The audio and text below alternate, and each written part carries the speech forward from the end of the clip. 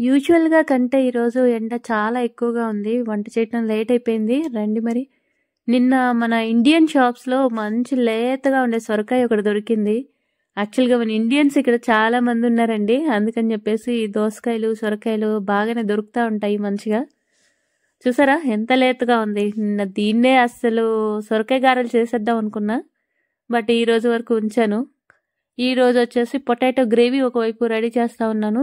ఎందుకు గారెలు చేయలేదని అడగరా? ఎందుకంటే ఇది చాలా లేతగా ఉందండి. లేతగా ఉన్నవి గారెలు చేయరు. కొంచెం ముదిరితేనే ఈ సొరకాయ గారెలు టేస్ట్గా ఉంటుందన్నమాట. అందుకని ఇది అలా ఉండాల్సి వచ్చింది నిన్నటి నుంచి. రండి మరి ఒక హాఫ్ అయితే కట్ చేసి పులుసుకి రెడీ చేస్తా ఉన్నాను. ఇంకొక హాఫ్ అయితే పచ్చడికి. అసలు నాకు ఇన్ని రోజులు తెలియలేదు. ఈ సేవింగ్ అనే హ్యాబిట్ అమెరికా వచ్చిన ప్రతి ఇండియన్‌కి ఉంటదనుకుంటా.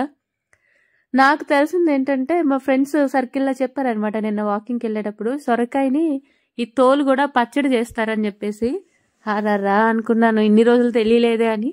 ఇక్కడ దొరికే చింతపండు కొంచెం అయితే తీయగా ఉంటుందండి. అందుకనే కొంచెం తీసుకున్నాను అనమాట.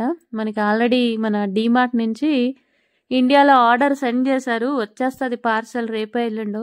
ఈ మధ్య ఏంటో పార్సల్స్ 2-3 డేస్కి వచ్చేస్తున్నాయి అనమాట. సరే అని చెప్పేసి ఈ చింతపండుతోనే పులుసు చేయటం స్టార్ట్ చేశాను.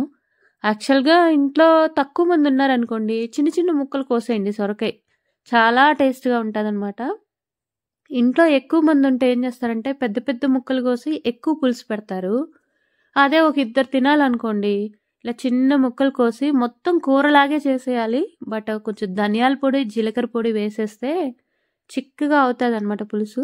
ఈవెన్ చింతపండు పులుసు తీసేటప్పుడు కూడా చిక్కగా వేసేయండి. 10 నిమిషాలు మన కూరలాగా అయిపోయింది కదా.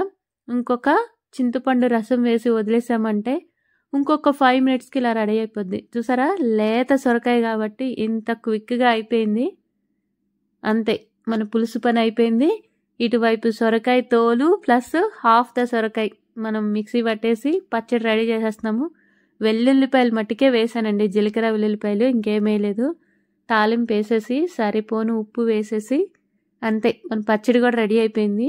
మరి ముందు తినేది పచ్చడా పులుసా అంటే ఇలాంటి పచ్చడి ఒకటి రెడీ అయింది అంటే నేను వెంటనే అన్నం తినేస్తాను. ఇలాంటి ఏం అక్కర్లేదు అనిపిస్తుంది. నాకు కామెంట్స్ లో చెప్పండి. నేనే అనుకుంటున్నా ఇలా తినేది.